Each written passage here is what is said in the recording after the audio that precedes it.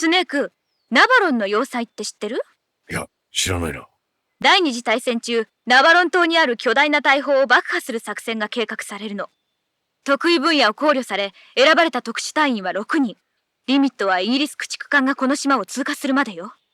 不可能を可能にすべく、彼らは島南側の断崖から潜入を開始する。休暇に見たい映画じゃないな。スネークにとってはそうかもしれないけど、少佐はこの映画に惚れ込んでるみたい。少佐か。スネークにあの素晴らしさを教えてやれって。本国に帰ったらすぐに見に行くと伝えておいてくれ。呼びましょうか？いや、楽しみは取っておこう。では任務に戻る。ああ。スネーク、そのエリアではエゾテングダケが取れるはずよ。エゾテングダケは卵テングダケに似たその地方特有のキノコよ。地面に生えていると思うけど、毒を持っているからキャプチャーしても食べないようにして。もし食べてしまったらすぐにサバイバルビュアーのキュアで解毒剤を飲むのよ。エゾテングダケの毒成分はファロトキシン類やアマトキシン類などよ。食べたら吐き気に腹痛、下痢などの症状が出た後、最後には肝臓や腎臓がスポンジ状に壊死して死に至ると言われているわ。それは恐ろしいな。でしょ？ああ、で味は？は？味。聞いてなかったの？エゾテングダケは毒。聞いてたさ。だが食ったらうまいかもしれないだろう。勝手にして。シギント。グラーニンが言うには、ソコロフの研究は戦車にロケットを搭載するものらしいんだが、ああ、どういうものかわかるか？悪いが見当もつかない。そうか。戦車の機動性を強化したものか、それとも短距離ミサイルの発射機能を備えた戦車なのか。だが、それがシャゴホットのフェーズ2と関係があるっていうのは確かなんだろ？ああ。フルシチョフがキューバと引き換えにしてでも完成させようとし、ボルギンが同志の設計局を襲撃してまで手に入れたものだ。きっと何かとんでもないものに違いない。シギント。グラーニンの言っていた賢者の遺産とかいうものについて何か知ってるか？いや、悪いがそんな荒唐無稽な話聞いたこともない。そうか。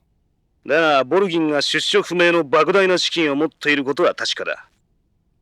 賢者の遺産、本当にあるのかもしれないな。グラーニンの言っていたレーニン勲章ってのは、ソビエト連邦最高位の勲章だ。軍事、科学、芸術、産業など、各分野で目覚ましい功績を上げた人物や組織、都市などに与えられる。東側における最高の名誉と言えるだろう。グラーニンは SS-1C の開発に関わっていたんだって？ SS-1C はソ連の新型短距離戦術弾道弾だ。西側諜報機関が掴んでいるところによれば、移動式のプラットフォームから発射できるらしい。移動式のプラットフォーム？ああ、輸送車兼用の起立発射機だ。道路を移動し、その場でミサイルを起立し発射できる。もちろん弾頭には通常の高性能爆薬のほか、化学兵器に核兵器も搭載できるはずだ。移動して発射可能な核ミサイルか。グラーニンが開発に関わったのはミサイル本体じゃなく、この発射機の方だろうな。SS-1C は来年にも実戦配備されるという話だ。NATO 諸国としては脅威だろうな。ところでシギント。なんだ？シギントってのはどういう意味なんだ？シグナルインテリジェンスの略さ。シグナルインテリジェンス？電子情報に関する情報だ。通信そのものを傍受して内容を解析したり、レーダー波や通信頻度から敵の兵力や配置を推測する諜報活動さ。暗号解読なんかもシギントに含まれるな。あと40年もすれば電子諜報戦の時代になるはずだ。そのうち戦場で重要視されるのは火力から情報になるだろう。俺の出番もなくなるってことか。あんたには悪いがそうはならない。いつの時代も最後に必要になるのは人間の力だからな。とにかく少佐には先見の明がある。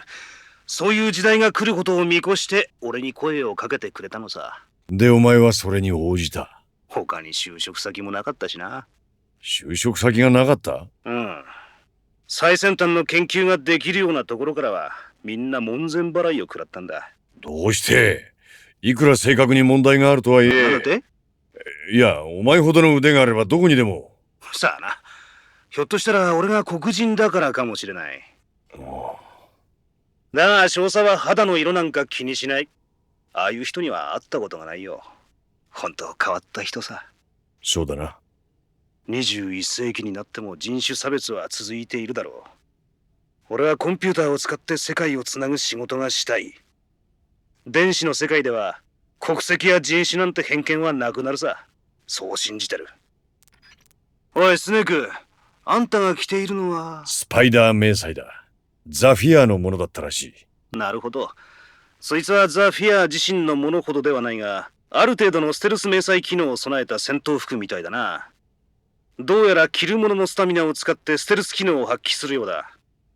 そいつを着ていればどんな場所でも高いカムフラージュ率を得られるだろう。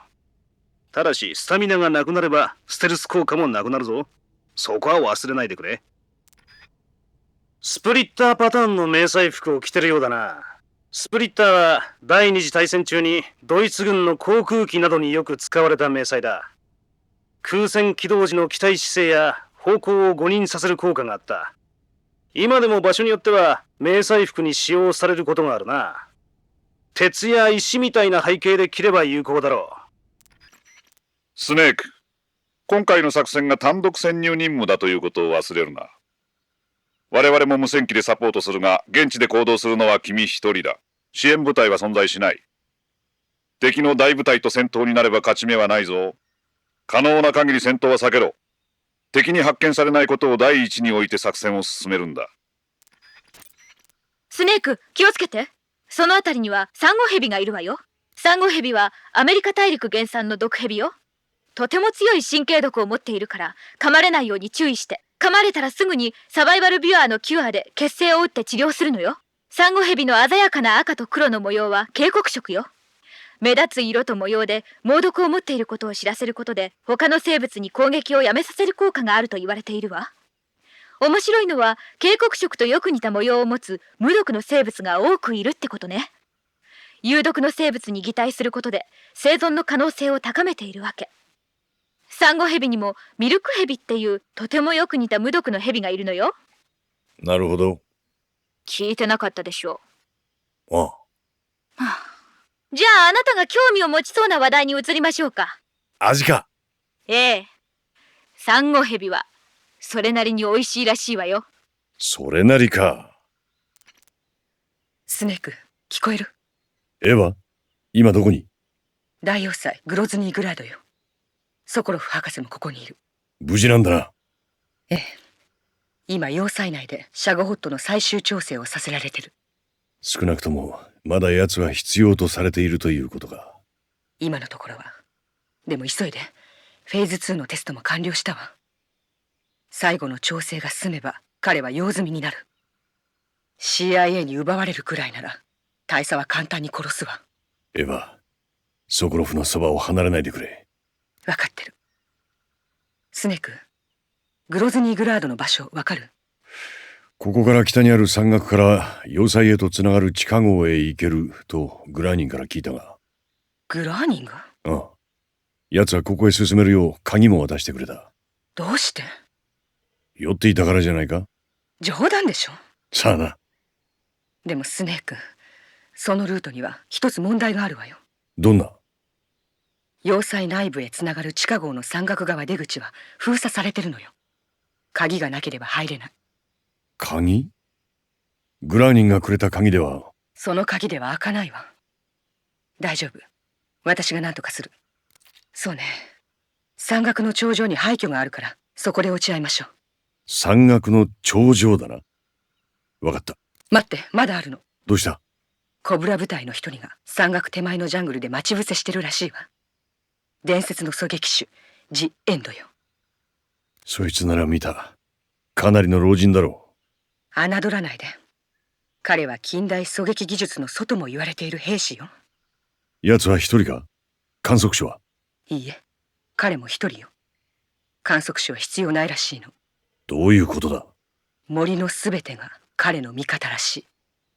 森が？気をつけて。わかった。俺もここでジエンドになるわけにはいかない。ウラルツキヨタケをキャプチャーしたのね。ウラルツキヨタケはセリノヤルスク特有のキノコよ。見た目はシイタケに似ていて木の幹とかによく生えているらしいわ。椎茸に似てるってことは食べられるんだろうな。ええ、味まで椎茸に似てるかは保証できないけどね。